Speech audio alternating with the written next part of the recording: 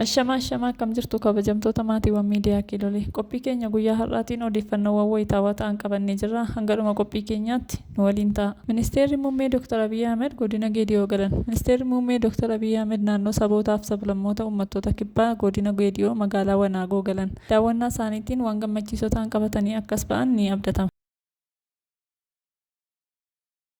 Sadarkaa manneen barnootaa fooyyessuuf sosochiin taasifamu biyya dorgomtuu ni ijaarra waan ta'eef lammiin hundi hirmaachuu qaba jechuun muummichi ministeeraa Dr. Abiy Ahmed dubbataniiru. Sadarkaa manneen barnootaa fooyyessuuf sosochiin taasifamu biyya dorgomtuu ni ijaarra. Lammii hundi hirmaachuu akka qabu guyyaa kaleessaa dubbatanii jiru. Ministeerri Muummee Dr. Abiy Ahmed sagantaa sosochii fooyya'insa manneen barnootaa biyyaalessaa guyyaa kaleessaa ifatti eegalchiisaniiru. Sosochii eegalameenis sadarkaa manneen barnootaa 50,000 ol fooyyessuuf kan hojjetamu ta'uu ministeerri barnootaa ibseera. Biyya Itoophiyaa kamittuu kan baranne hundi manneen barnootaa kaleessa itti baranne deeggarsa keenya ni fedhu jechuunis dubbataniiru. Deeggarsa keenya qabatamaan agarsiisuun yaadaan humnaan qabeenyaa fi waan dandeenyu hundaan barnoota cimsuuf sosochii deeggarsaa babal'ina misooma barnootaa eegalchiifneerra. Itoophiyaa caaltee ijaaruuf dursinee manneen barnootaa misoomaan gahooman waliin haa ijaarrus jechuun dubbataniiru.